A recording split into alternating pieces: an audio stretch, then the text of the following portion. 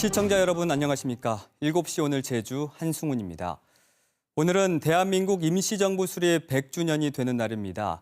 이 뜻깊은 날을 맞아 묻혀있던 제주 독립운동가 발굴에 시민사회단체가 직접 나서기로 했다는 반가운 소식이 있습니다. 제주 지역은 일제강점기 그 어느 곳보다 지속적이고 뜨겁게 항일운동을 펼친 곳이지만 4.3이라는 통한의 세월을 보내다 보니 독립운동가의 공적을 바로 세우지 못한 경우가 많습니다. 아직 인정받지 못한 제주 독립운동가의 이름을 발굴하고 기억하는 일, 우리가 지금부터라도 반드시 해야 할 의무이자 책임입니다. 그럼 22번째 7시 오늘 제주 시작하겠습니다.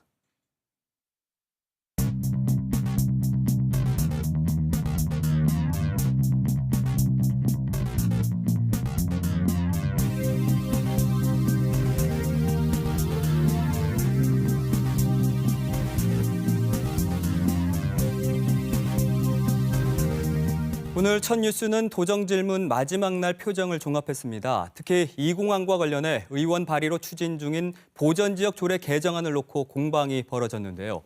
원지사는 법률로 가능한 개발을 조례로 못하게 하는 건 위법이고 위헌이라고 말했습니다. 보도에 하선아 기자입니다. 관리보전지구 1등급 지역에 공항을 개발할 경우 도의의 동의를 받도록 한 보전지역 관리조례 개정안. 입법 예고됐다 내용 보완을 위해 잠정 중단됐습니다. 원희룡 지사가 개정안에 부정적인 입장을 밝혔습니다. 국토이용관리법에서도 가능한 개발을 못하게 한 것은 위법이고 위헌이라는 겁니다. 공항 부지 자체를 원천적으로 개발을 못하게 하겠다 이런 취지라면 이 부분은 위헌이고 상위법령에 맞지 않는다. 그리고 소급 입법에 금지된다. 특별법에 의해서 제주도 조례로 정해져 있는데 제가 지금 지사님 얘기를 들으면서 참으로 참 어떻게 보면 어이가 없는데요. 한번 그 부분은 별도로 한번 해보죠. 헌법을 초월해서 입법하거나 개정할 수는 없습니다. 4.3 추모 기간인 지난 1일 서울의 한 단체 창립총회에서 현 정부와 여당을 비판한 원희룡 지사의 발언도 도마에 올랐습니다.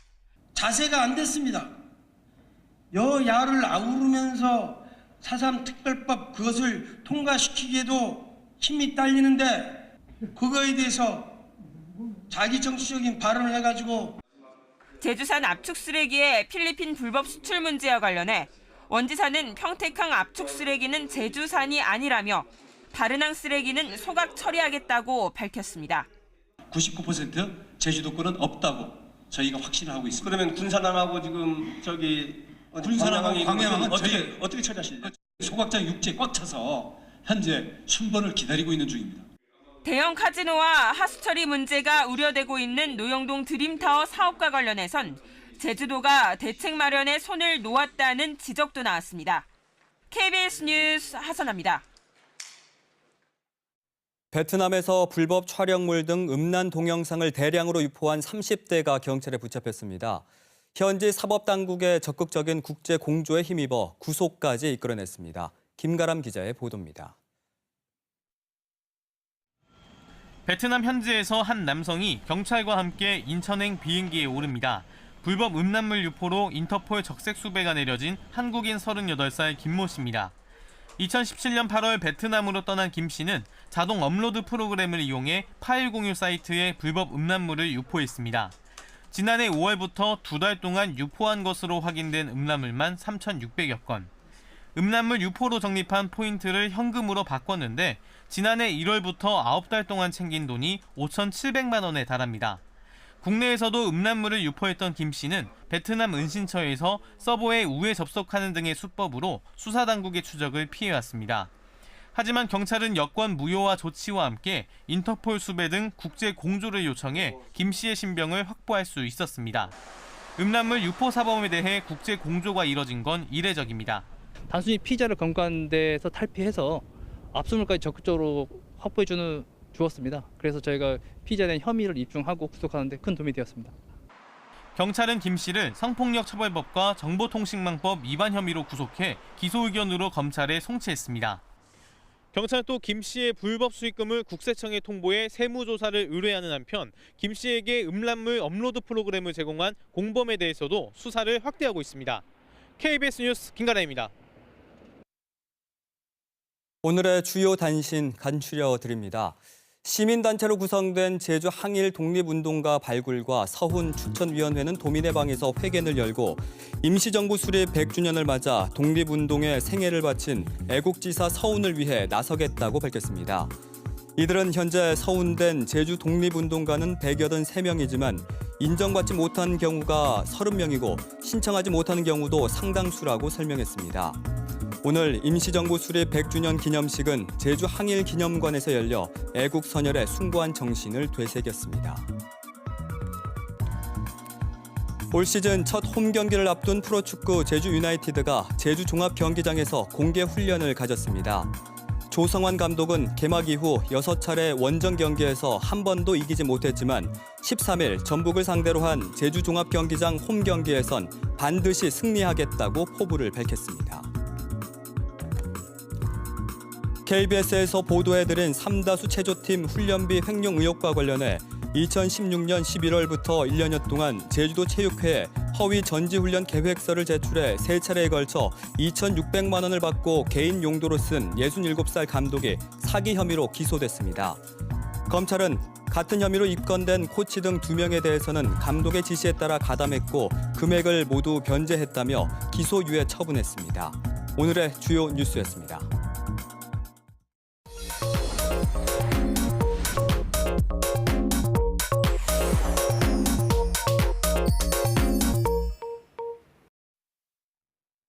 어렵고 복잡한 뉴스를 쉽게 설명해드릴 친절한 뉴스. 오늘은 제2공항과 관련해 최근 KBS에서 보도해드리고 있는 외국 전문기관의 자문 결과를 깊숙이 들어가 보겠습니다. 오늘 이 자리에 최승민 기자 나와 있습니다. 안녕하십니까? 네, 안녕하세요. 네.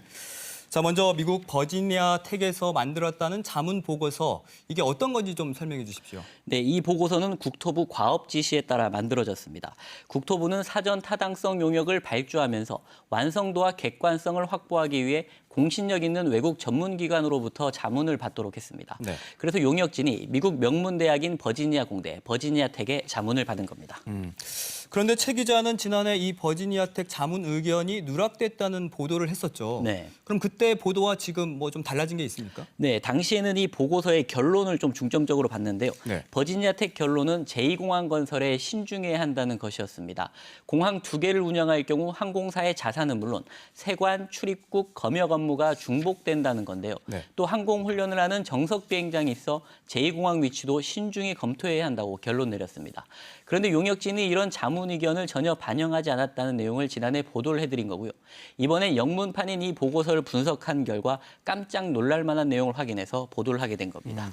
바로 그게 그 최승민 기자가 연속 보도한 항공기 운항 횟수와 관련이 있는 내용이죠. 네, 맞습니다.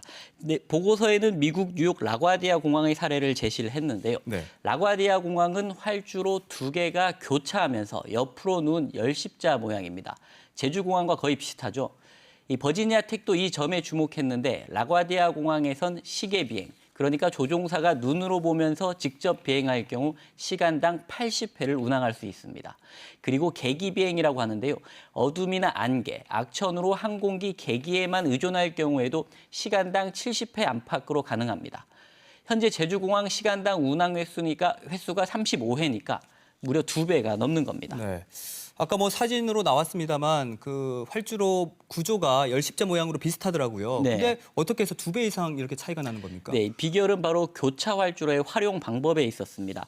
라과디아 공항에선 2개의 활주로를 각각 착륙과 이륙 전용으로 쓰고 있는데요. 네. 착륙 전용 활주로에 내린 항공기가 교차 구간을 지나면 바로 대기하던 항공기가 이륙 전용 활주로를 이용하는 겁니다. 실제로 라과디아 공항은 2004년에 연간 41만 회 운항을 했습니다. 이게 얼마나 많은 거냐면요. 네. 제주공항의 연간 운항 횟수가 현재 한 18만 회 정도 됩니다. 여기에 제2공항을 지었을 때 2개 공항을 합친 운항 횟수도 29만 9천 회에 그칩니다. 사전 타당성 용역진은 이 29만 9천 회 운항으로 2045년에 관광객 4,500만 명을 수용할 수 있다고 밝혔는데요. 미국에선 제주공항과 비슷한 한 개 공항으로 10만 회 이상 처리할 수 있는 겁니다. 네. 정말 놀라지 않을 수가 없는데 그럼 현재 그 제주공항에서도 지금 이런 식으로 운항이 가능하다는 거죠? 네, 바로 가능한 건 아니고요. 일단 시설 확충이 필요합니다. 현재 남북 방향 활주로 길이가 1,500m 정도로 짧기 때문에 거의 사용을 못하고 있습니다. 그러다 보니 이제 동서방향 주 활주로를 이용하고 있는데요. 이렇게 활주로 한 개만 사용할 경우 시간당 운항 횟수는 한 40회 정도가 최대치인데요. 라과디아 공항처럼 보조 활주로 길이만 연장하면 2배가량 늘어날 것으로 분석됩니다. 다만 라과디아 공항의 경우 소형 항공기 비중이 제주보다 훨씬 높다고 돼 있는데요. 그런 점을 감안하더라도 시간당 60회까지는 늘릴 수 있다는 분석이 나오고 있습니다. 또 필요한 게 관제 시설인데요. 보조 활주로를 활용하려면 관제탑의 시설 개선이 시급합니다. 결론적으로 말씀을 드리면 제주공항 시설만 확충하면 5조 원을 들여서 이 공항을 짓는 것보다 훨씬 낫다는 거죠. 그런데 사전 타당성 용역진은 이런 외국 전문기관의 의견을 무시하고 관련 내용을 최종 보고서에도 누락했습니다. 정말 이게 상식적으로도 이해가 가지 않는데 이건 뭐 누가 보더라도 어떤 대안을 선택해야 할지는 뭐 지금 답이 나온 거 아니겠습니까? 네, 현재 제주공항을 확충하면 제2공항에 투입될 5조 원의 한 10분의 1 정도면 될 것으로 보이고요. 네. 바다 방향으로 활주로를 연장하기 때문에 소음 문제도 크게 발생하지 않습니다. 또 연장하는 활주로를 매립이 아닌 교량형으로 하면 뭐 환경훼손도 줄일 수 있고요. 요즘 이 공항과 관련해 이미 확정된 거 아니냐, 공항 한 개가 더 생기면 좋은 거 아니냐. 이제는 뭐 그만해라. 이런 얘기도 나오는데요. 국토부는 미국 버지니아 텍의 자문 의견도 무시하고 그 제주공항 확충 방안을 연구한 ADPI 보고서도 공개하지 않고 있죠. 이 때문에 제2공항 건설에 대해선 첫 단추를 잘못 꿰다. 이렇게 말씀드릴 수 있겠습니다. 그제 도정질문 첫날 이와 관련해서 원희룡 지사가 한 말인데요. 먼저 한번 들어보시죠. 네. 제2공항은 제주도가 국가에 요구해서 국가에서 여러 단계의 용역과 의사결정 과정을 거쳐서 현재까지 와 있는 상황입니다. 도가 요구를 해서 중앙정부가 추진하는 사업을 도가 이제는 제3자처럼 또는 반대 입장에서 한다? 저는 그것은 가능하지 않다고 생각합니다. 네, 제2공항을 제주도에서 요구했다. 이 발언은 사실과 다릅니다. 2015년 사전 타당성 용역의 목적은 제주공항 확충과 대형 신공항 건설, 제2공항 건설 이 세 가지 안 가운데 가장 나은 대안을 제시하라는 것이지 제2공항을 먼저 요구한 게 아닙니다. 네. 최근 민주당과 국토부가 제주도에서 합리적 절차에 의해서 도민 의견을 수렴해 제출할 경우 이를 정책 결정에 반영하겠다고 합의를 했는데 제주도 역시 이런 합의에 환영의 입장을 밝히지 않았습니까? 네. 그런데 이 의견 수렴의 가장 대표적인 방법인 공론조사를 이렇게 처음부터 거부하는 건 사전 타당성 용역 그 결과처럼 좀 앞뒤가 맞지 않아 보이는 것 같습니다. 자, 오늘 최승민 기자 수고하셨습니다.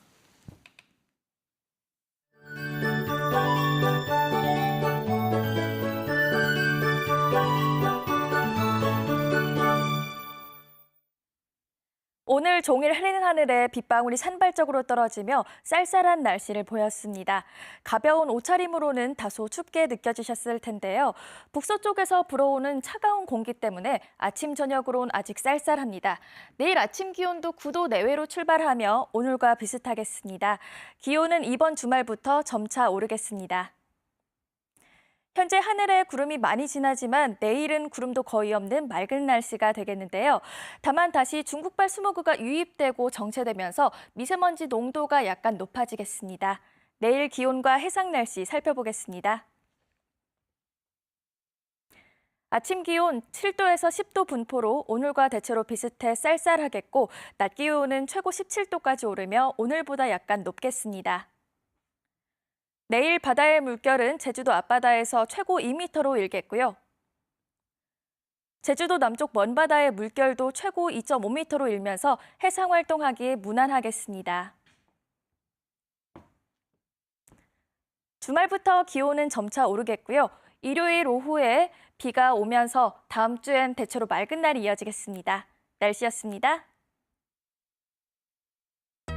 잠시 후 100주년 대한민국 임시정부 수립 기념식이 서울 여의도 공원에서 국민참여축제로 열립니다. 오늘 행사는 임시정부가 수립된 1919년을 기리는 의미로 19시 19분 그러니까 7시 19분에 시작을 하는데요. 오늘 7시 오늘 제주는 이 기념식 행사 중계 방송으로 여기서 끝인사를 드립니다. 주권이 국민에게 있다는 의미로 대한민국이라는 국호를 지닌 이 임시정부가 탄생한 지 100주년을 맞이하는 오늘. 7시 오늘 제주의 주인은 시청자라는 생각을 다시 한번 가슴에 새기며 여러분의 다양한 의견에 귀 기울이도록 정성을 다하겠습니다. 다음 주 월요일 더 알찬 소식으로 찾아뵙겠습니다. 지금까지 함께해 주신 여러분 고맙습니다.